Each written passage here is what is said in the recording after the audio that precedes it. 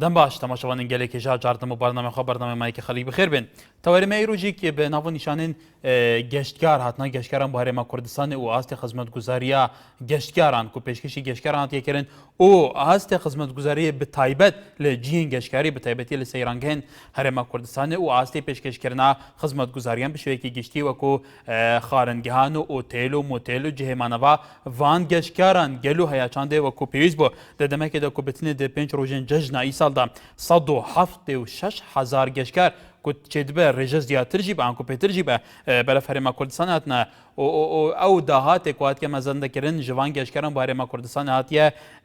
نێزی 5 ملیۆن دلارایە کە بێگومان دە پێنج ڕۆژاندا ئەفزەر ئەف هەموو پارە بێتە هەرێما کوردستان ئەف هەموو گەشتکاری سەردەنا هەرێما کوردستان بکەن شتێکی گەلێک دڵخۆشکارە بەتایبەتی دنەهایە جیهانێدا کۆ کەرتێک گەشت و گوزاری گەلێک گرنگی پێتێتدان تەنانەت گەلێک وڵاتان حتا وڵاتێن دەردورجی کۆ وڵاتێن زلهێز و خەدی باندوریەکی تەمامن مینا تورکیا گەلێک وڵاتێن دن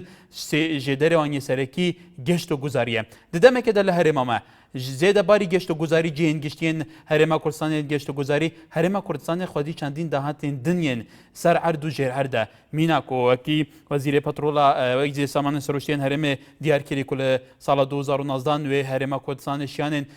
بەرهەمانینە 2 ملیۆن بەرمیلە نەفتە دەڕۆژێکێدا هەبە گەل و ئەف هەمی ژێدەرە ji hemû ariyan bu herêma Kurdistanê tên wekû diçe azda xizmetan tê tekirin. Belê hatinî geşkaran û şwênî xizmetguzarî şwêne geşkarekan li Herêmî Kurdistan berêzan me nav nîşanî tewerî emroî bernameyê mayîkê xelkê wekû ezanêt li pênc roj li pênc rojê borî de be pey lêdwanî berêberî destê geşt û guzarî Herêmî Kurdistan alê li pênc rojî raborî de 176,000 geşkar serdanê Herêmî Kurdistan kردووە کە بە پێی مەزەندیاوان لەم 176,000 گەشکارە 53 ملیۆن دلار بەرهەم بووە هێناویانە لە کوردستان خەرج کردووە کە بێگومان ئەمەش بۆ ڕای گشتی ئەنکو بەشێکی گشتی خزمەت بە خەڵکی هەرێمی کوردستانەکە تەم داهاتە دکتۆر سارا لە شاری سلێمانیەکەم پەیوەندیمان لەسەر تەوەری ئەمڕۆمان بەڵێ دکتۆر باشتر بۆ تۆ سپاس باشی باوەکەم زۆر سپاس جەژی نەورەشی شتان پیرۆز بێ زۆر سپاس لە خۆشت پیرۆز بێ لە تۆ لە تەواوی کاربەندانتان خۆشەویستی مەیەوەتان گەلێک سپاس وڵای تا ڕادی نازانم بڵە کراوە بەس بۆ جۆرە نییە یعنی بڵێن کەکرا بێ پێویستە چی بکرێت مادام کوردستان بووتە شوێنێکم ئەم هەموو خەلکە ڕوتەیەکەم پێویستە لەمە دوای چی بکرێت گەلێ جاران لە خەڵێک لەسەر جادە حتا ئەم شەو باس لەوەکی کە لە شاری سلێمانی لە پارکی ئازادی لەگەلە شوێن لە شارەکانی تر جێگانە بووە خەڵێک لەسەر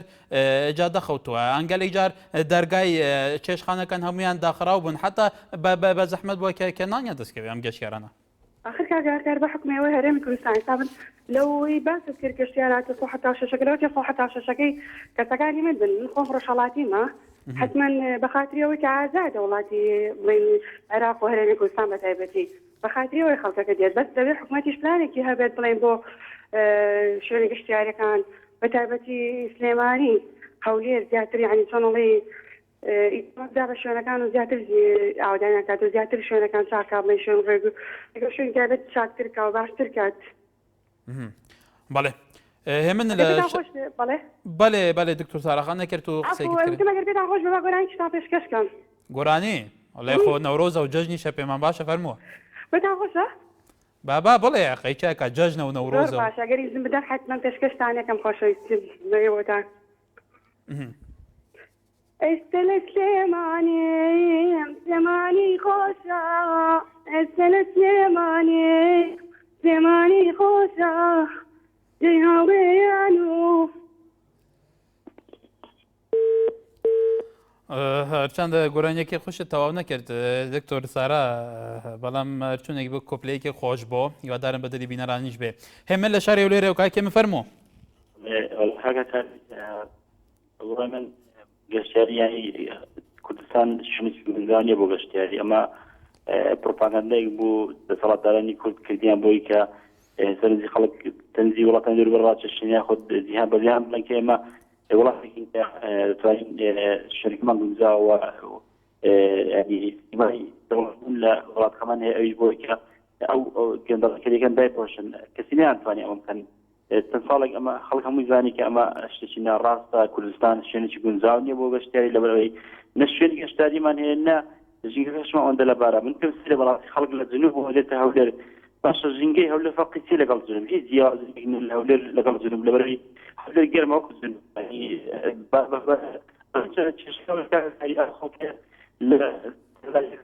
تاكيد دبي يشتري شيء مش بس أنا هذا خلاص بغاستي فرق مشد مشارك لا بەڵێگاکە من دەنگی تۆ قەتع بێ وەکو پێویستنیە دیارە لە شەبەکەی پێویستنیە ئەگەر شوێنێکێت رکلامە شواب خۆی دەکاتن کە لە ڕێی سەتەلایتەکانە بۆی کە هەڵە خەڵەتێنی بەڕاستی وڵاتانی دەوروبێت يعني من بس خلق دينها يعني حضر تزياج شيء قبل باشوري عراق لبري زول اشتغل شيء قرب راسي يعني احنا بهار هذا كي بەڵام هەولێر خاوەن هاوی ناواری شەقڵاوە و بێخاڵ و گەلی علی بەگ و زۆر شوێنی ترە ئەم شوێنەگەی ئەم شوێنە خۆشانە حاڵەتێکدا الحاصل غلط مخاوەنی ئەوانە خزمەت نەکراون يعني لە ڕووی دابینکردنی خزمەتگوزاری لە ڕووی ئەوەی کە ئەوانی کە چۆن پێشوازاری بکرێنی هەمویان دێن بارگرانی بەڕاستی یانی دەبرە بارگرانی بۆ خەڵکی کوردستان بەڵێ کاکێ من سپاس بۆ سەرنجەکەت چاوەڕێ لە چومانەوە کاک چاوەڕێ فەرموو هەموو کاتێکت جێنی نەورۆز لە تو لە تەواوی کارمەندانی NRT پیرۆزەکەم گەلێک سوپاس بۆ تاوەری بەرنامەکەت بەڕاستی هیچ نەکرا یعنی بە شوێنی گەشت و گوزاری و هیچ خزمەتگوزاریش پێوە دیاری نیە تەنها یعنی چادرهەڵدانی هاوڵاتیان ئەوێن دەرئاوادانەکاتەوە ئەوانیش تەسوورێکەن بە ناوی خۆشی کوردستان و ئەوانە بڵاویەکەنەوە من یەکێک لە سەیرانگایەکان بووم لە هەرێمی کوردستان یعنی ئاڵای عیز بە نامەوێتانە لە هیچ عیز بەچی بدەم بەڵام ئاڵای عیز بە کاتای ئاڵای نەتەوەری کورد لە یاد یعنی زیاتر بوو لە ئاڵای کوردستان و زۆر سوپاس سوپاس بۆ سەرنجەکەشت دایکی سۆرێن لە شاری سلێمانی دایکی سۆرێن فەرموو بەڵێ پێچەکی پیرۆزبایی جژنی نەورۆزتان لێ ئەەکەم گەلێک سوپاس هیوادارم هەر لە جەژن و خۆشی دابن گەلێک نسبەت گەشتیارانەوە ئەوە بەرهەمی حکوومەتی هەرێمی کوردستانە کە ئاشتی بەرقەرار و خەڵ لە دراوسەکانمانەوە ڕۆمانتیەکە ئەوانیش هەر کوردن وەکو ئێمە بەڵام حەز ئەەکەن بێنە سلەیمانی و هەولێر و دۆک جەژن لەگەڵ برا کوردەکان و خوشکە کوردەکانیانە بکەن لە کوردستانی باشوور بەڵام خەڵکەکەش خۆی ئەبێ خزمەتەکە بەدەست خۆیەتی حکوومەت کردوێتی بەڵام ماومانە هێشتا ئەبێ زیاتر بکرێت لە تەوالیەتی سەفەری لەم پاک و خاوێنیەکە بەڵام خەڵکەکەش خۆی پیس و پۆخەڵە بەخوا ئەو هەموو خۆراکە ئەخوا لە دوایە کاسا لەو شوێنە بەجێی هەورێ بەسەر بەتاڵەوی ئەلاگەی پێ یاخود حکوومەت ئەلاگەی تەوزیە کرد ئێمە دیمان لە تەلەڤیزیۆنەوە کە ئەلاگەی تەوزیە کرد ئەو خۆراکی کە ئیخوا پاژماوەکەی با لە شوێنی خۆی بکات ئەلایک و داینە بۆ ئەوەی کەسبینە هەفتەی داهاتوو هەر عینی خەڵق یا خەڵقانی تر ئەچنەوە ئەو شوێنەی ئەو بۆچی بە پیسی بەجێ بێڵێن خۆشمان ئەبێ بەشداری بکەین لەو خزمەت گوزاریە لەگەڵ حکوومەتە و حکوومەتیش کردوێتی بە بەشی خۆی هیوادارین کە زیاتر و زیاتریش بکرێت کوردستان و سەرکەوتو بێ گەلێک سوپاس هەر کوردستان خۆش و ئاوادان بێ هیوادارین ئومێدی تۆ هەردەم بەجێ بێ و هەردەم واش بێ هەر کوردستان خۆش و ئاوادان بێ سۆز لە دەربەندی خانەوە سۆز خان فەرموو ئەم کاتۆ باش بە قوربان هەموو کاتێکت دەستخۆشی بەرنامەکە لە یەکەم و هاتنی ساڵی نوێی کوردی جژنی نەورۆز لاتەوە لە کارمەندەکانتان پیرۆز بێ وام هاتنی ساڵی نوێ هاتنی کۆتایی خەموو ناخۆشەکانمان بێ و هەیەنانەدی هەموو ئاوات و خۆزگەکانی هەر تاکێک بێ لەم وڵاتەیە بە بۆنەی هاتنی گەشتیاران وڵای گەشتارێکی زۆر ڕووی لە هەرێمی کوردستان کردو و ئاستی خزمەتگوزاریش باشە بەڵام ماومانە کەم و کوڕی هەیە بەڵێ سۆزخان بە حکمەوە لە دەربەندی خان قسەیکە بێگومان دەربەندی خانی شێکی کە لەو شوێنی گەشتە گوزاریەکان خەڵێکی زۆر ئەم ساڵیش ڕوو لەو ناوچای کردووە بەڵام ئاستی خزمەتگوزاری تو بە قەرەداخەوە میوانێکی زۆر ڕووی لە شاری دەربەندی خان کردووە وڵای لێرە باشە بەڵام بەداخەواڵێن بەرپرسەکانی وڵاتە زۆربەی شوێنە گەشتاریەکانیان قۆڕخ کردو بۆ خۆیان و تەلبەند کراوە بە چوادەوری شوێنە سیاحیەکانە ئێمە هینە گەشتیار ناتوانێت بە ئاسانی بەشداری ئەو شوێنە گەشتیارانە بکە بەڵام بەهۆی بەنسبەت هاوینە هەواری سەرتەکەوە زۆر قەرەباڵغ بوو زۆر خۆش بوو تایبەت گەشتیارەکان عەرەب و ئێرانی بوون بەخێر بێن بۆ هەرێمی کوردستان دەرگای هەرێمی کوردستان کراوێ بەڕووی هەموو گەشتیارەکاندا بەڵام من لێرەوە تەمەنە ئاکەم داوام وایە وەکو تاکێک وەکو کچێکی کورد وەک خوێندکارێک هیوام وایە چیزی بەسەوە ئەم بەرپرسانەی وڵاتە بانەوسە گەشتیارەکان قۆڕخ نەکەم من ڕۆژێنی لە دووکان بوو بە ئاواتەوە بۆ تۆزە نزیک ببنەوە مەجال نەبوو ئەمە باخی فڵان کەسەوە ئەمە دۆنی فڵان کەسەوە ئەمە دۆنی چ وەزیرێکە ئەمە هیچی بەڵێ سوسخان وڵاتەیە داگیر کراوە ناتوانیت لەو خۆشانەکەی سپاس بۆ جەنابتون سوپاس بۆ پەیوەندیەکەشت بەڵێ بێگومان بینەران زۆر جا بەسەوەی کرد کە کوردستان بە تایبەتی شوێنە گەشت و گوزاریەکان و شوێنانێکە زۆر گرنگن گەلیە زایتە لە دهۆکێ دوکان لە شاری سلێمانی و حتا سیتەکو و ناوچانە لە شاری هەولێریش بێگومان زۆر شوێن هەیە ئەو شوێنانێکە زۆر دڵڕفێن و زۆر خۆشن خەڵکی ڕووی تێکە هەمووی لەلایەن هەندێک بەرپرس و بازرگانەوە پاوان کراوە و تاڵبند کراوە ئەگەر کەسێک پارەیەکی زۆر پێ نەبێ ئەن بە شێوەیەکی تایبەت نزیک ئەوانە بێ ناتوانێت ئەو شوێنانە ببینێت کە بێگومان ئەمە شوەکۆی ببینی سۆزخان لە دەربەندی خەبوتە جێگەی گلەی خەڵک سروشت لە هەولێرەوە شایەتان دەستخۆشی بەرنامەکەتان دەکەم ڕاستی تەوەرێکی جوانتان بگزاردووە سپاس کاک سروشت بەڵێ شەوار بە خزمەت گوزارەکان بەم جۆرە نەبوو کە دراوسێکانمان یان لە وڵاتەکان کە تەماشاریان یان کوردستانە دەکرد بەم جۆرە کە پێشتە بچووە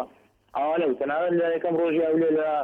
هەولێر یعنی نان نەبوو نان بەدەست نەدەکرد یعنی ئەمە زۆرە پلانێکە کە حکوومەتی کە وەزارەتێکی وا گەورە بۆ هەموو کارمەندەی دایڕۆشتی بوو بەڕاستی ئەوە کارە ساتێک بوو یعنی کابرا کە نان نەبوو ببات بۆ سەیران ئەی چی کاتن بە وەکەی تریش بەڕاستی جێگە گەشتارەکان خاصە لە سلێمانی لە دوو خانەوەشتانە هەموو داگیر کرا یعنی 1000 مەتر تۆ مەسئولی خەباتت کردووە 1000 مەتری داگیرکە بەڵام نەبووە تۆ بە دۆنم داگیر دەکەی بەڕاستی ئەوە نەعەدالەتێکی زۆر یعنی لەو شتە بوو دەستخۆشی بەرنامەکان بەیان لێ دەکەم سپاس کاک سروشت لەولێرەوە عوسمان لە ڕانیا کاک عوسمان فەرموو ئەو کاتتان باش هەموو کاتێکت دەستخۆشی بەرنامەکە لێ دەکەم زۆر سپاس بۆ بەڕێزت سپاس بۆ جەنابشت فەرموو وەڵا ئەوەی ڕاستی بێ ئەوە جێگەی خۆشحاڵێکە چەندین خەڵک سەردانی هەرێمی کوردستان دەکا بەڵام لێرەدا ئەوەی دەمێ من باسی بکەم ئەو خەڵکانی خۆشمان کە دەستنە سەیرانگاکەم بەڕاستی ژینگە ناپارێزن چونکە ئەگەر سیر بکەیت تەماشا دەکەی ئەو هەموو پیسایە دوای خۆیان تێدێڵن ئەوە دەکرێتەوە سەر ئاخی سەقافەتی تاک ئێمە چۆن ژینگەی خۆمان پاکخانە ڕادەگرین و هەروەها حکوومەت پلانی چییە بۆ ئەوەی ئەو خەڵکە ئەو گەشتارانەی کە شاد دەبن بە هەرێمی کوردستان ئایا خزمەت گوزاریەکان چۆن دەبین ئایا حکوومەتی هەرێمی کوردستان ئەو پلانەنت بە هەرتانە لە حکوومەت نەدەین بەڕاستی ئێمە بۆ خۆشمان تاوانبارین یعنی ناکرێ من کەسێکی حکومی نیمە بەڵام من کەسێکی کوردم هەردوو لایەنەکە دەبینم با ئێمە وا بکەین پلانێکمان نەبێت جاری ئەوەن بۆ خۆمان لە سەیرانگاکان شەڕەپەڕۆ نەکەین ئەوەندە خزمەتی ئەو ڕنگانی دەرەوە نەکەین خزمەتی ئەو ڕنگانی ناو مێشک و بیری خۆمان بکەین خۆمان فۆرمات بکەینەوە و هەروە هێشتا حکوومەت بکەین نایە حکوومەت چ پلانێکی هەبێ و هەروە دەبێ حکوومەتیش پلانێکی جوانی هەبێ بۆ ئەوەی شوێنە گەشت و گوزاریەکان بە شێوازێکی مۆدێرن بە شێوازێکی سەردەمیانە خزمەتێکی جوانی بکە یعنی ئێمە دیقەتمان داوەتە لە هەموو تەلەفۆنەکان لە هەموو بەرنامەکان حکوومەت وەڵا کاکە حکوومەت چەند تاوانبارە ئێمەش دوو ئەوەندە تاوانبارین یعنی ئێمە بۆ خۆمان کەمتر بەڵێ کاک عوسمان بەڵێ سپاس بۆ پەیوەندەکەت بەڵێ بەڕێزان وەکو کاک عوسمان وتی زۆر جار باس لەوەی کرێت کە ئەو خەڵکانەیە چنە سەیرانگا چنە ناو سروشتی هەرێمی کوردستان پاشماکانیان فڕێدەن تەبەن ئەم سروشتە ئەمە جوانی وڵاتی ئێمە پارێزی ئەمە ئەو سروشتەیە کە ئێمە چین خۆشترین کاتمان لەوێ بەسەرە بنکەواتە پێویستە ئەو شوێنە هەر بە جوانی بمێنێتەوە پاشمایەکان فڕێنەدەن بۆ ئەو شوێنە بۆ ئەی جارێکی دیکەی کە بچین لەوە خۆشتر کات دەسەر بەرین لەوێ نازدار لە شاری سلێمانی نازدار خان فەرموو نازدار یارە پەیوەندی نازار داخرا تەحسین لە ڕانیەکەی تەحسین فەرموو مرحبا سەرچاوم چۆنی باشی دەربارەی شوێنەکانی گەشت و گوزار لە ڕانیا تەنها پارکەچی لێە ئەو پارکەش نەوەکو پێویست نییە نە ئاودەستی لێ نە شوێنێکی سێبەری لێ لە ژێردا بنیچی تەنانەت سیمای ئەوەی هەر پێوە نیە وەکو گەشت و گوزار یان غاباتی ڕانیا یەک قەترە ئاونێ خەڵکە ئاوەکە بیخواتەوە شوێنێکی ئاودەستی لێ نییە تەنها دوو سنۆبەری لێ و خەلاص پێێرین ئەوە شوێنی گەشتیاری هیوادارم حکوومەتی هەرم تاوە بخشێنەوە بەڕانیە شوێنی گەشتیاری بۆ دروستکە و شوێنی بۆ دروستکە زۆر لە دەرەوەی ڕانی هەیە وەکو سەرشکەوتان و زێوە و هەرتە لە بەس هەر کەسێک مۆچی خۆیکی بەکرێ عادەتەوە دەتە خەڵک بۆ سەیران و گەشت و گوزار بەڵێ کای تاسین هیوادارین چەندە پەیوەندەرەکان جلە سەرنجی تو بێت کە لە ڕانیە بەو شێوە کۆتواڵەی ئاستی خزمەتگوزاری شوێنە گەشتی گوزاریەکان و ئان پارکەکان و شوێنە گەشتیەکان وەکو پێویست نییە باوکی پەیام لە شاری سلێمانی باوکی پەیام فەرموو کارێوار باش باشتر بۆ بەڕێستان زۆر سپاس دەستخۆشی تەورەکە لێکم بەڕاستی تەورێکی جوانە زۆر سپاس بەڵاخەوە بەڕاستی شوێنە گەشتیارەکانی ئێمە ڕاستە زیاتر ئەوەی کە لە سنووری پارێزگای سلێمانیا ڕووی تێکرێت دوکانە بەڵام دوکان بەڕاستی ئەگەر بینە سەرەوە پشتی کابینەکان کاچێ شوێنێکە پێڵن گردی شەیدان من ئاگادارم کە زۆربەی خەڵک ڕۆ کاتە ئەوێ بە حکمی ئەوەی کە نزیکە بۆ سەر بەحرێکە بەڵام ئەگەر چی ئەو شوێنە بینی من لێرەوە با لەم کەناڵە جوانی بەڕێسانەوە ڕووکەمە بەشی گەشت و گوزار لە دوکان و هەم شارەوانی وەچایەک بەو شوێنە بخشێنەوە کە خەڵکێکی زۆر ڕوویکی ئەکا بەڵام خۆزگە بچوونایە ئەوێ لەبەر چاڵ و چۆڵی هەر مەجای ئەوە نیە گەشتیارە بەڕێزەکان کە لە شوێنە دوورەکانی شۆیان ئەچن ئەو شوێنە بەڕاستی شوێنێکی زۆر نابەجێ زۆر یعنی هەر بۆ گەشتیاریش نابێت بەڵام خەڵک هەر ڕوویکی ئەکا ئەچێتەوێ بەڵام بەداخەوە زۆربەی خەڵکەکانی خۆشمان لە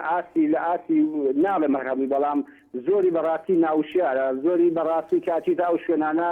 سیرەکەی هەتا پاژماوەکانیان ئەمەنە بە بێلەزەتی بەجێڕن بەڕاستی ئەوە جێگای نیگەرانی و مستاسانەکە.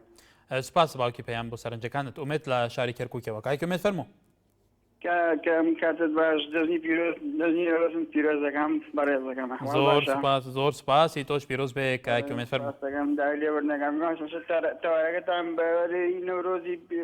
نەورۆز دای لێبوردنەکەم بەڕاستی بێگومان جەژنی نەورۆزە و کەرکۆکیشە لەگەل ئاگری نەورۆز ئاگری نەورۆز لە 1990ەوەیەکە بوو یەکەم جار شاری کەرکۆک ڕزگار کرا و پێویستە ئێمەش پیرۆزبایی لێ بکەین بەبوونەی ڕزگارکردنی شاری کەرکووی لەو کاتەوە. بەڵێ زۆر سپاس دەکەم من زۆر جەژنی نەورۆزی کورد داوای محافظی کەرکووکەکەم بەڕاستی ئیشێکی باشی کردووە بۆ کەرکووک بۆ هاوڵاتی کەرکووک زۆر یعنی ئیشەکان بە باشی ڕۆشتووە ئەوەیان زۆر باشە بەس هەندێک خزمەتگوزاریمان ماوە لە کەرکووکایە نەکراوە بەڕاستی هاوڵاتیان زۆریش داواکەن و زۆریشیان ینی بەڕاستی ینی نەچێتە پێشەوە هەندێک گەم و کورتیمانێ لە دەکەربوو بەڕاستی کەمە ئەندامان هەندێکشان ئیشیان بۆ کرا و ئیشەکەیان نەهاتوێتەوە ناوەکان هاتووە بەس ناوەکانیان نەگەڕاوەتەوە هەندێکیان هەندێکشان پارەیان بۆ نهاتوێتەوە لە وەزارەتی دارایی زۆر داوای لێبوردنەکەین بەڵێگایکەمێت لە خزمەتدا میوادارین شوێنە پەیوەندیەکانی کەرکۆک جێ لە سەرنجی تو بێ هیچ کێم و کاسێکی لە کەرکۆک نەمێنێ و هەموو خزمەتگوزاری وەکو پێویست بێ ئەوەی توش تێگۆ کێماندامانیش ڕەوشیەوەش لە بەرچاوە بگرێ داستانە لە کەرکووکەوە داستان خان فەرموو هەموو کاتێکت گەشتیاران ئەم ساڵ زۆرتر ڕویان لە هەرێمی کوردستان کردووە و هیوادارم حکوومەتی چکەم و کوڕێکی تیانە بێت چونکە هەرێمی ئێمە شوێنی سیاحەی زۆر لێ و مالیەت زۆرتر ئەم ساڵ بۆ حکوومەت هاتووە بەس خەڵکەکە خۆی پیس و پۆخەڵە ژینگەکە ناپارێزێ ئەبینی ئەتیتا ئەو دەشت و دەرە ئەو گژوگیا جوانە هەمیان وێران کردووە بەس هیوادارم پاک و خاوێنی ڕابگرن بەڵێ هیوادارین حکوومەت ئەم یەک شتێکی نەکرد ئەمساڵ هیوادارم لە سەیتەرەکان ئەلاگەی بدرێ بایە هاوڵاتیان پاک و خاشاکەی تێکەن بەڵێ بێگومان ئەوەی حەزی لە پاک و خاوێنە پێویستی بە ئالاگەش نەکار خۆی شتەکان کۆکاتەوە لە شوێنێکی تایبەت فڕێدا بەرحاڵ ئەیمات لە شاری کەرکۆک ئەیمات فەرموو باوام کاتت باش قسەی دەخەن هەموو کاتێکت کاتت باش هەموو کاتێکت باشی بە قوربان زۆر سپاس سەرەتا جەژنی پیرۆزی دەژنی نەورۆز بەتێ ئازیز و خۆشەویست و لە ماڵکار خۆشەویستەکان دەکەم بە قوربان سپاس بەڵێ بەڵێ عەزیزەکەم بەنسبەت تەوەرەکەی ئەمڕۆکەتەوە ئەو خەڵکانی دەچنە گەشت و گوزار لە ئەچنە شارەکان گەشت و گوزارەکەم بەڕاستی ئێمە ئەو شۆنانە ئەبێ بە جوانی بیپارێزین بەس بەداخەوەی سەوای لێ هاتووە خەڵکی دەچێت بۆ گەشت و گوزار ئەو شۆنە پیسەکان لەدا خۆی بەجێدرێت بعضێک لێ وەڵا حکومەت با بە حکومەت چی بکە حکومەت خۆ تۆزی و شگەرشێکی بۆ کردوێتەوە بچی ئەو شۆنانە بەجێبێری بە پیسەکان بەجێبێری وای خۆ حکوومەتیش ناتوانێت هەر کەسێک کە بچێتە گەشت و گۆزاریەکی عاملی بۆ بتەرخەم کە بۆی لە دوای شتەکانی کوب بکاتەوە فەڕێ بدات دەبێت خۆشتێکی باشە زۆر سەیرە جانانشتێکی زۆر باشە نانی مەدەم هەموو کەسێک ئەچێت ئەو شۆنە لەدا خۆی بپارێزێت شتێکی باشترە بەڵێ بەڵێ کاکێ ما سوپاس بە سەرنجی تۆش ئەحمەد لە ئەترۆش ئەس باوەرم کاک ئەحمەد کەرەمکە بەرنامەتان بەڵێ دەستخۆشی بەرنامەکەتان دەکەم بەڕاستی گەلێک سوپاس کاک ئەحمەد سەبارەت بە ژینگە بەڕاستی ئێمە لە لای ئەتریشەوە جێ گەشت و گوزاری گەرە زۆرە بەڵێ بەڵام ئەوەی کە دەژینگە ناپارێزێتن هەر چەند زب لە پاشماوەی خۆیان هەموو لە شوێنی خۆیان بەجێ دێرن بەڕاستی ناخۆشەوانە داوا لە گەشتیاریان بەڵێ بڵێ بەڵێ کاک ئەحمەد سەرنجی توش گەشت گەلەی سوپاس ئارام لە قەڵاتدزێ کاک ئارام فەرموو ئەم کاتە باش هەموو کاتێکت سپاس دەکەم بە قوربانە خۆشی بەرنامەکە سپاس بەڵێ بەڵێ کاک ئارام فەرموو بەداخەوە گەرە پەیوەندی کاک ئارام پچرا مەریوان لە کەلارەوە کاک مەریوان فەرموو باش بەڕێزی سپاس سەلامەت بی بە سەرعی لەسەر سێ خاڵ قسە ئەکەم یەک لەسەر هاتنی گەشتیاران بۆ هەرێمی کوردستان ئەوە فەزلێکە بەڕاستی بانەی گەڕێنەوە بۆ ئیشلایەنێک بۆ دام و دەستگاکانی حکومەت سروشتی کوردستان بۆ خۆی خوا بۆ خۆی جوانی کردووە و ئەو شوێنانش کە خەڵکی ڕویان لێ کردووە بەڕاستی جێدەسێکی حکومەتی پێوە دیار نییە بڵێ ئەو شوێنیانیان بۆ شێوازە تەوفیق کردووە خەڵکی ڕووی لێ بکە دووەمی شتێبینیەکانمان لەسەر خەڵبەتێکی خەڵکی خۆمان خەڵکی پاخەش نییەوە ئەوە شارەسەر نییە بەڕاستی هەر حکومەت بە هەموو جارێک کیسەی ڕەش و ئەلاگەی ڕەشۆشان دابشکە هەر لە جێگەی خۆیەوە لە جێی خۆیەوە ئەوە بکرێ پەروەردەکردنی مناڵەکانمان لەسەرەوە ڕابین کە ئەڕاتە جێگایەک شوێنەکانی خۆیان پاخەش بکەن خاڵی سێم لەسەر کەلارە بەڕاستی بوونی ئاو لە هەر شارێکی دنیاە هەبوو بێ سیمایەکی جوانی بەو شارە بەخشیوە ئەوە بووە بە کۆمەڵی نیحمەت بە ئەو شارە بەڕاستی بوونی ئاو لە گەرمیان جگەلەوەی سەرچاوێکی بۆ خواردن بەکارهێنێ جگەلەوە تا گەشتێک کە ئاوی سیروان پێشکەشی کەلار و کەلارەکانی ئەکا ئەوەیە کە هەموو ساڵە 3-4 گەنجێم شارە خنکێنێ جگەلەوەی شتێکی پێشکەش نەکردین بەداخەوە نەتوانراوە ئەو شارە ئەوەکو پێویست استقلال بکەی بۆ مەسلحەتی خەڵکی شوێنێکی گەشتیاری لێ دروست بکرێ بەڕاستی و ئەوەی کە لە سیروانە ڕۆعا کەسێ پێی شارەزا بێ دەزانێت چەندین قات ئاوی سەرچنارە لە سلێمانیە بۆ نمونەکە ئەو جێگە خۆشحاڵی لێ دروست کراوە و هیچی کەمتر نییە لە ئاوی دۆکان کە خەڵکی بەسەر ئەف شارانەیە هەمووی ئەپەڕێ بۆەوە بێ جگە لەوەکەوە بوشێکی جوان هەیە لە کەلارە قەڵای شێوانەیە یەکێک لە شوێنە دێرینەکان ئەڕوانێ بەسەر ئاوی سیروانە ئاوی سیروانی لە پەنایە باخی خەڵکی لە تەنیشتا ئەو شوێنە سەوزکراوە حکومەت بەڕاستی نابێ افتیخار بەوە بکە ئەوە باخەکانی خەڵکی مەدین هەموو خەڵکی ئەو منتیقەی نەزانی تۆزێ سەوزی ئەو ناوچەی جوانی کردووە ئەو شوێنە دێرینە ئەو بووکەدێرینە جوان لێرە هەیە تا ئێستا توانڕەک و پێویست تەنها چوار بلاجکتۆری بۆ دانەداوە و تاز بەتازە خەرکە سیاجێکی بۆ ئەکرێ حەق وایە شتی جوانتری بۆ بکرێەوە گەشتیارەکان ئێرە خاڵێکی سنووریە کە خەڵکی لە باکووری لە باشووری عراقەوە دێ بێرەتی ئەبڕەبێ ئەبێ یەکەمین مەنزڵکە بێ کە خەڵکیایە لا ئەدا یەکەمین جێگابێکە خەڵکی بدە سیدا بە حەسێت بەڵێ کاکی مەریوان سپاس بۆ سەرنجەکانت ئێوارە باش سامی لە هەولێرەوە کای سامی فەرموو کاتر باش هەموو کاتێکت بەنسبەت ئەو خەڵکی کە دەستە سەیران هیوادارمە و کۆڵ و خاشاکەی لە بۆی لەگە خۆیوەری بباتەوە ناو سارەکەی وا پێشنیارەشمی بۆ ئەو خەڵکەی هیوادارم شەڕەپەڕۆن ناو ئەوە سەیرانگاکان نەمێت بەنسبەت پەڕۆی زەرد و سەوز لە سەیرانگە هێنارە و ئەو سەیرانگاکان یعنی خەریک و تووشی کاریەوە بن یعنی هیوادارم ئەو خەڵکە تۆزێک بەس ئالاج کوردستان هەر بداتەوە یعنی پێویست ناکەوە تام ڕادەیەم دیاردا بوو کای سامی بەری ئەو شتانە هەیە ینی سوان ناشرینە ینی مۆدی لەو شتەی هەنمایە ئەسلان وانیە کاکە ینی خەڵک بۆ سەیرانەتی نەک بۆ شەڕەپەڕۆشتیوە بەڵێ بێگومان سەیران حکومەت شتێکدا بێتە لە ئەو خەڵکەی بەڵێ کاکی سامی بێگومان سەیرانکردن بۆ کاتێکی بەسەربردننی کاتێکی خۆشە شەڕەپەڕ و لە ناو سەیرانگات بێ و تۆڵەی جەلال لە پیرەمەگرون کای جەلال فەرموو کاگاگابیانیوارە و باشتر بوو بەڕێستان فاستەکەم وەڵی من لە دەربارەی هینەوە قسە لەگەڵەکەم منتیقەی دوکان و مێرگەپان بەڵێ من وەستای سیاجم لەوێ ئیشەکەین بەخاوەن باخەکان دەڵین کاکە با 40 مەتر لە جادەکەەوە دوور بێ 7 مەتر با لە جادەکەەوە دوور بێ بەڵێ کەچی ئەوان ئەڵەن نەخێر با 4 مەتر 5 مەتر لە جادەکەەوە دوور بێ کەچی دوایی هەم سانتەلەکەمان پێ تێکەدەنەوە و سیازەکەمان پێگوازنەوە کاک جەلال ئەو خەڵکی ئێوە ئیش بووەکەنەوە ئەو هەموو شوێنانە پەوان کردەوە قۆڕق کردووە ئەم خەڵکە چییە بە زۆری چێ نەمانە وەڵی من لە باوەڕێم هەمووی مەسوولەکان زۆربەیان مەسوولی حەزبینە حکومینە وەڵا هەمووی حەزبیە ئەو شوێنێکە ئەم عەرزە لە چێ کڕیوە ئەم عەرزە لە چێ هاتووە بوو بە ئەمە شوێنێکی گشتیە ئەمەی هەمووی بازێکی تاپۆیە بازێکی تاپۆ نییە ئەوانەی کەوا بە دووەنم ئەیفرۆشن بەڵێ کاجارە لە پیرەمەگرۆن سپاس بۆ سەرنجەکەت باوکی ئەحمەد لە کەڵەکچی باوکی ئەحمەد فەرموو باش کاکەیان من باشم سپاس دەستخۆشی و بەرنامە جوانەتانەکەی زۆر سپاس بێگومان لە کەڵەکچی شێوا بزانم ئاوایکی جوانی لێیە شوێنێکی جوانە ئەم ساڵ بوو گەشت و گوزار چۆن بوو لە کۆمەڵای کەڵەکچی ئەلۆ بەڵێ جێم لێتە وەڵا بابە گیان لە کۆمەلگای کەڵەکچی هەر هیچ هەراوەی هیچم لەوانێت 5,000 زیاتر نەفەری هەیە تەنها لەخۆیەوە کۆمەلگا بڵێم 5,000 6,000 ماڵە هەر هیچێک نییە ناو کەڵەکچی لەبەر بۆ نەگەری و قۆڕەوە و گۆشت و گوزارچی بابە حالێکی هەموو لەبەری چ خوان نایە هەر هەموو یاخود داوەسترازن چێوە دەچین خۆزگە عالەمە بزانین خۆزگە بزانم بەشێشانە بێت کوردستان ئاوا نابێتە دەوڵەت کوردستان ئاوا ئەدان نابێت کوردستان ئاوا بە هیچێک نابێت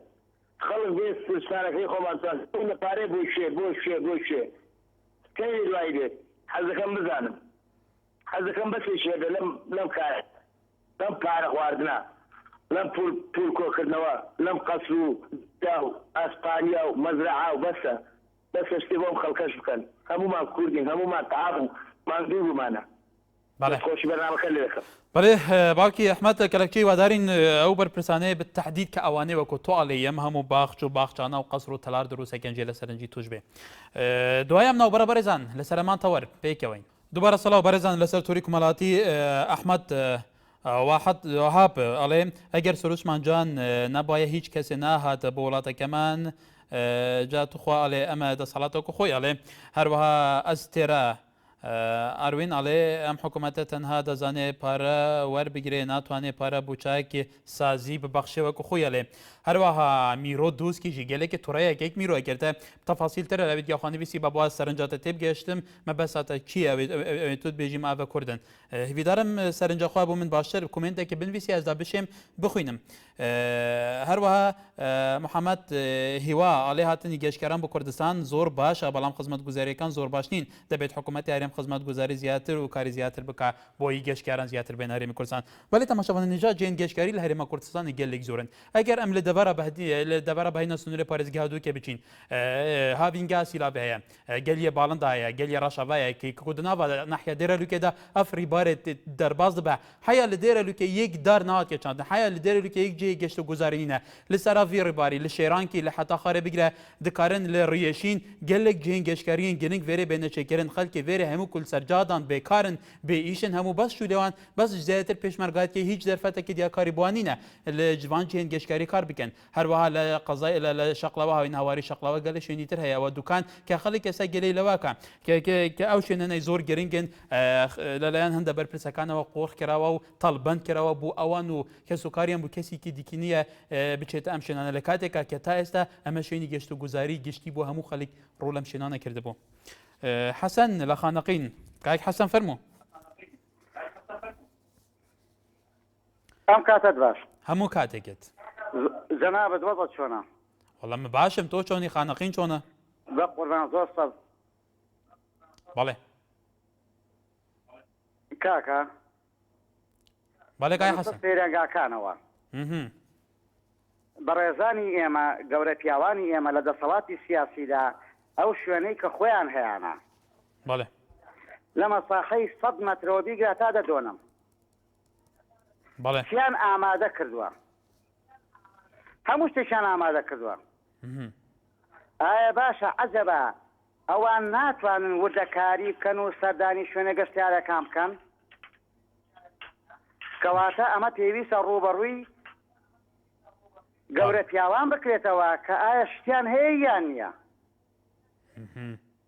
خەڵکی فەقیر چوزانێت چی بکە چی نەکرێت بەڵێ ڕاستە لای جەنابەت ئەو پرسیارەیانە من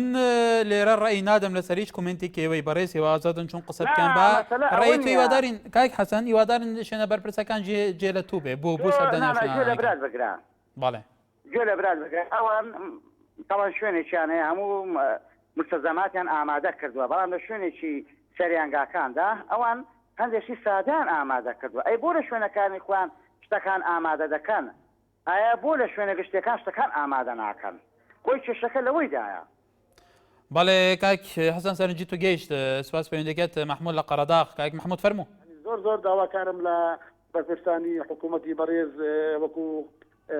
قایمقامیەت وەکو محافظێت وەکو شارەوانی کە سەردانی ئەم شوێنانە بکەن لە بەرێم شوێنانە شوێنێکی گشتیە و شوێنێکیشە کە بە پارە دراوە بە خەڵک ئەوەیە مۆزوعەکە کە ئەو سەرپەرشتیارانە کە دووبارەیە و شتە نەکەنەوە و لەبەروی پاک و تەمیزی شارەکەمان ڕابگرن لەبەرێ ئەو شوێنە شوێنی گشتی نییە بۆ چونکە تۆ بە پارە دەڕۆیتە ژوورەوە ئەگەر شوێنی گشتی بێتن تۆ ئازادی دەچیتە ژوورۆ ناچیتە ژوورۆ بەڵام زۆر سپاسی برابە ڕێزەکانی پارکی ئازادی دەکەین کە زۆر پاک و تەمیز بوو زۆر بەڵێ سپاس فاتمە لە شاری سلێمانی فاتمە خان فەرموو ئەم کاتت شاد برای بەڕێز هەموو کاتێکت ڕێز و سپاسمەیە بۆ تۆ بۆ هەموو کارمەندانی کەناڵی NRT گەلێک سوپاس برای بەڕێز هیوادارم داوا لە حکوومەتی هەرێمی کوردستان بکەن لە هەموو گەشتیارێکە ئەگەر سنووقێکی حاوێدا بنێن بۆ ئەو خەڵکە ئەوە خەڵک شت بڵاو ناکاتەوە ئەی کاتێکی سێ عەلاگە و ئەی کاتە ناو سنووقی حاوێکەوە یاخود ئاویان بۆ داوین بکەن ئاو نیە لەو منتیقانە ئەمە دوو سێهەمیش مەرافق پێویستە بۆ هەموو شوێنێ ئەگەر ئەو شتان ئەو ضروریاتانە هەبێ لە سەیرانگاکان کەواتە هیچ شتێک پیس نابێ نە ژینگە پیس دەبێ نە دار و درەختەکان لە ناو ئەچن و نە ئەو شوێنانش پیسی بەجێ ئێهاڵن پاش ماوەی خۆراکەکان ئەنجا داوا لە هاوڵاتیانی ژەکەم کە ئەچنە ئەو شوێنانە بە دار و درەختەکان نەبڕنەوانێ بیکەن بە سوتەمەنی بۆ گۆشت برژان و بۆ چێژلێنان و چالێنان داوایان لێکم هیوادارم ئەم ڕێنمایانە بگنە بەڕێز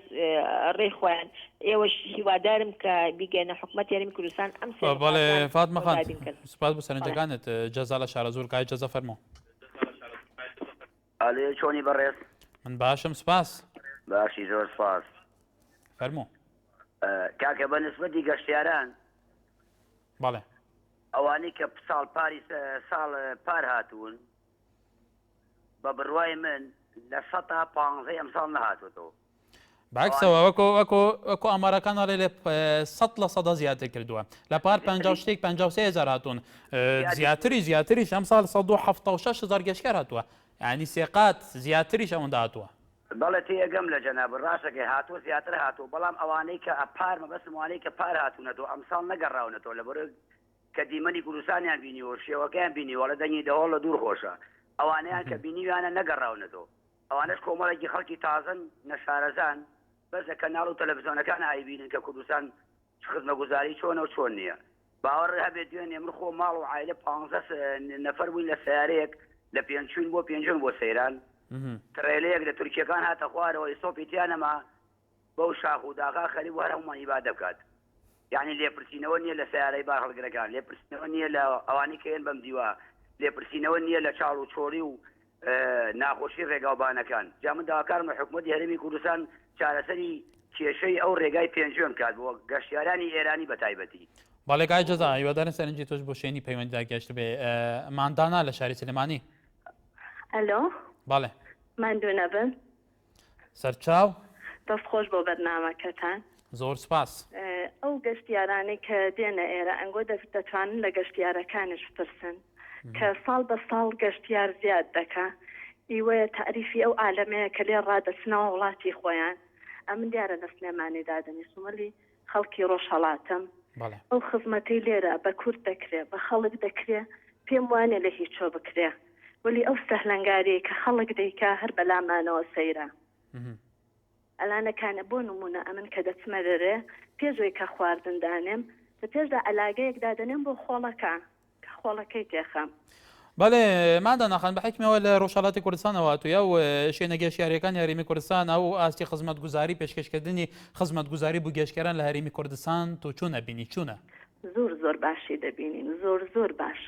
یعنی هەر ئاوا دەبێ بەڕاستی خەڵکەکەش خزمەت ناکەن وەکوی وایە لە ماڵێک دابی 10 نەفەر بن لەو 10 نەفەر 1 نەفەر خزمەت بکە ئەوی دیکە هەموو وڵات بەڵێ دووسکی لە باژارە دووکێ کاک دووسکی کەرم کە کاک دووسکی کە گۆداریەمە بکەی بەڵێ دەم باش ڕاستی سەرتەوەری هەوە یعنی هەر کەسێک ببێت یعنی کەیفەوەتێتن وەختە گەشتیوەڕێکتە وڵاتەوە و بۆژێرەوە ئەمە جێ سەرفەرۆریە سەکەتەوە دیمەنێت و سۆی جوۆن و وڵاتەوە یعنی نازەرەکە گەلەکە جوۆنە معنای لامای هاتینە گەشتیاریە بەلێ ئەس بینم جێت گەشتیاری هۆزی نەلۆستێ پێڤینە وەکو تو بینی شۆرعەتەوە شۆرعەکێ بەرتەنگە تەنسایت لێ یعنی و هەتا گەشتیارەتێنژی ئەس وەڕێن ڕێکا خۆش بینن یعنی بوانە هەندا خۆشش بەروە ڕێکا و وەم تەنسا و وەم شوارت مازن هەنتێن و چەند وارەدا یعنی خەتاریاتێکا مازن ئایسەر و جێت گەشتیاریژی گەلێک جێت هەین ڕۆستیە جوانن گەلێک کوردستان خڕە جوانە بەل ئارێ ئەو تشت چەند پیساتیەکی هەبی دێلوەرە و گەشتیارت مەجی مت تێبینیەکە سەروەڵژیایی یعنی ئەو گەشتیارت عەرەب تایبەت یعنی وەختت ئێم دو سەحکەیە چه پیساتیەکی هەبی دەهۆڤنەوێ یعنی گەشتیارژی هێشتا پێ نەگەشتینە پاغژی چییە نابێژێت ئەvە نابێژێت وڵاتێ عەرەبە بەڵێ کاک دووسکی لە باژارێ دووکێ کوالکەفنەوەی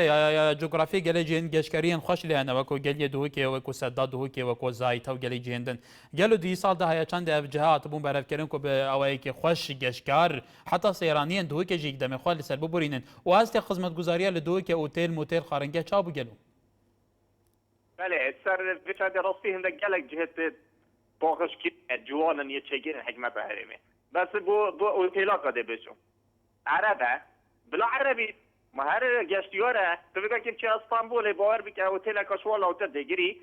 باوەکە چل پێنجی دۆلارە 30 دۆلارە ئەشوێ لاوترە بگەکتر وێرە 150 دۆلارە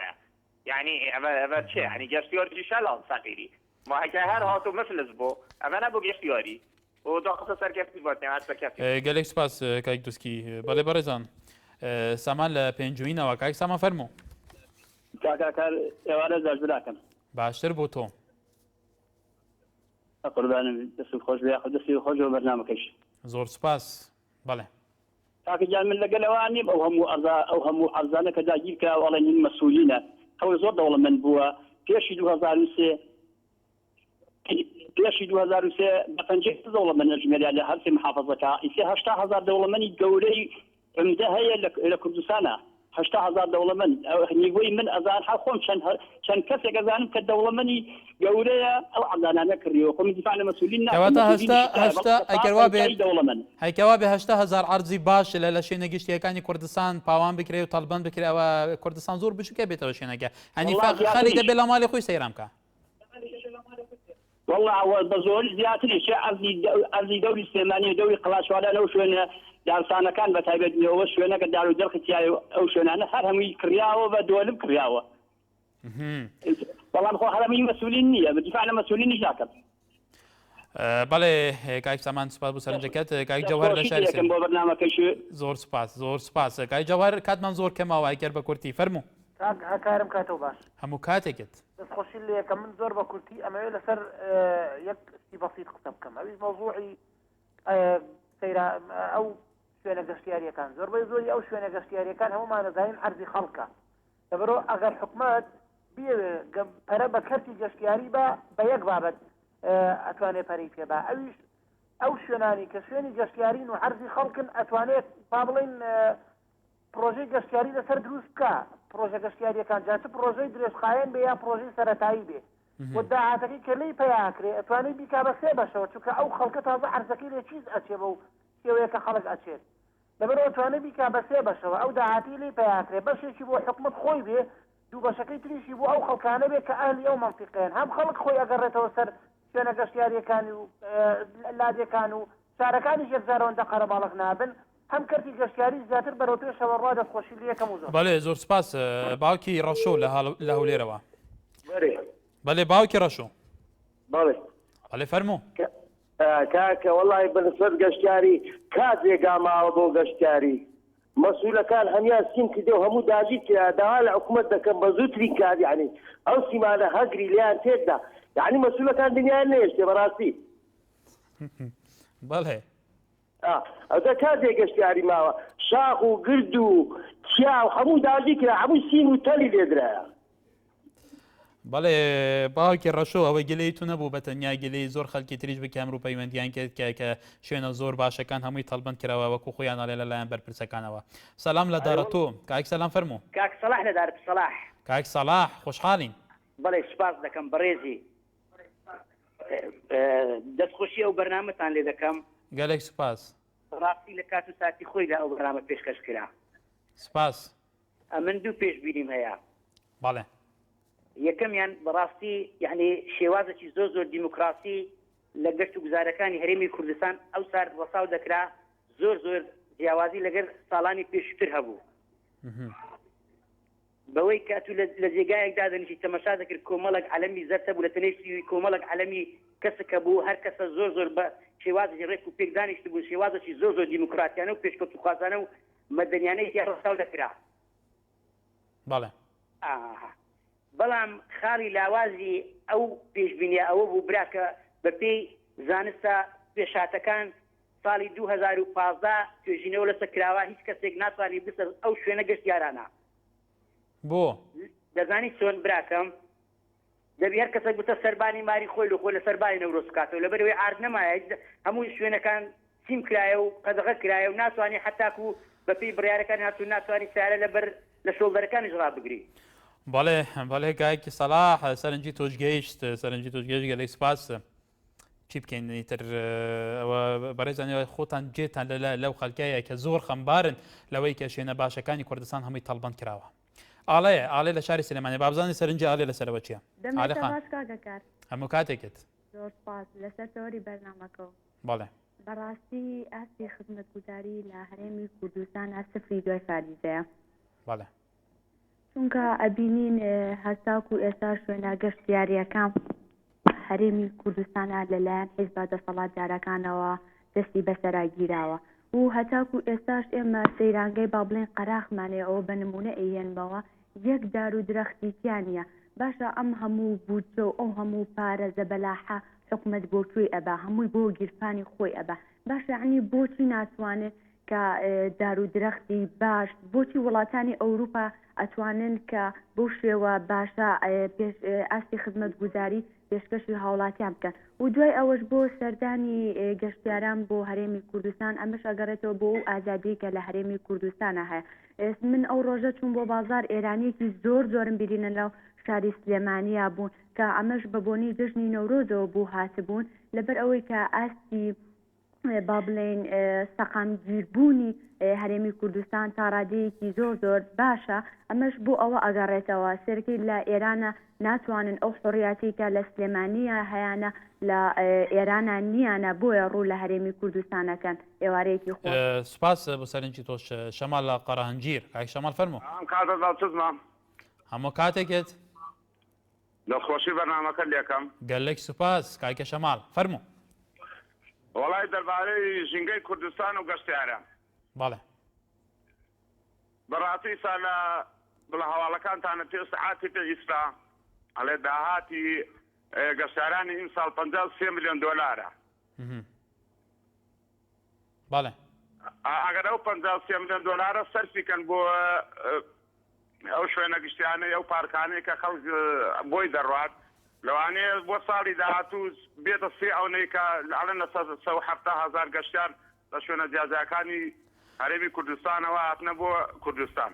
بەڵێ کای شەمال بێگومان سەرنجی تۆش لە جێگای خۆی دەیوەداری شنە پەیوەندەرەکان جێ دەبێت یاسین لە باشماخ ئەم کاتت باش برای بەڕێ هەموو کاتێکت کاک یاسینەکە بە کورتی من لە مەرجی باشماخۆ ئەم بەرنامە کەیسە بینی متم با لەسەر باشماق قسەکەم مەرجی باشماق گەشتیارێکی زۆری ئێرانیێت لەبەر ئەوە هیچ ڕێرمونیەکی نی هەمووی ئەو گەشتیارە لەناو قوڕایانی من کە هاوڵاتێکم قەناعەت کە من تەریقە بمەوانێ کە ئەم وەسعا بین لەناو قوڕ و خۆڵ و تەپ و تۆ زۆمانە و خەڵکە وەساوە بەبێەوە لە پێنجێنە ئوتێلێکە بێ شتێکە بێ ینی تۆ وەکڵی باشماخ وەکو دەواازەیەکی سنووری لە بینی ئێران و هەرێمی کوردستان ینی وێ وەکو پێویست خزمەتگوزاری نییە شوێنی مانەوە بەحی شێوەی کابرای بڵێن ئەو ئێرانیانەکەن 3 سەعات 4 سەعات دەوەسن تا لەناو خۆڵا بە پێوە خۆیان و حایلەکان نە تەوالێتێکی لێە نە شوێنێکی حەوانەوەی لێە نە شوێنێکی نانخواردنی لێە نە ئۆتێلێکی لێ حیشتێکی لێ یعنی من کە وڵاتێکم یان بینم تەریقە بمەوە بەڵێ کاکیاسین لە باشماخەوە بەرزان قسەکی هەمووتان جێتان لێ بۆ کە لەوێ وەکو دەواازەیەکی سنووری کە ئەو گەشتکارە زۆرە لەوێ دێن بۆ هەرێمی کوردستان و داهاتێکی زۆر زۆریش هەیە بۆ لەو داهاتەیە لەوێ وەکو کاکیاسیناڵێ شوێنێکی باش نییە چێشخانەیەک یان ئۆتێلێکیان حتا شوێنەکە ژێنێکی وا بێکە بەڵێ تەماشاوان نێژە بێگومان لە ئێستادا بێجگە لەو شوێنە سەیران گەشتە گوزاریەکان شوێنی تریش هەیە لە کوردستان وەکو چاوی گەشتکاری کۆکو گەورەترین پرۆژەی گەشتکاری لە هەرێمی کوردستان لە شاری سلێمانی لە بزناری گویژە خەریکێک کاری تەوابن بەڕووی گەشتکاران دەکرێتەوە و گەلەی شوێنی گەشتکاری تریش هەیە وەکو لە زایتە لە دۆوەکی لە هەولێریش بێگومان هەیە ئیتر ئەوە سەرنجی خەڵک بەیوەداری شوێنە پەیوەندەرەکان جەلێ بەتایبەتی گەلەی خەڵی زۆر لەسەرەوە بوو کە شوێنە گەشت و گوزاری و گشتیەکان تاڵبند کراوە لەلایەن هەندێک لە بەرپرس و دەوڵەماندەکانەوە قۆڕق کراوە کە ئەوە یەکێک بوو لە گیلە سەرەکیەکانی ئەوانەی کە پەیوەندی کرد هەیە سبەی تەوەرێکی گەرمتر داد خزمەت ئەوە دابین هەر شاد و بەختەوەر بن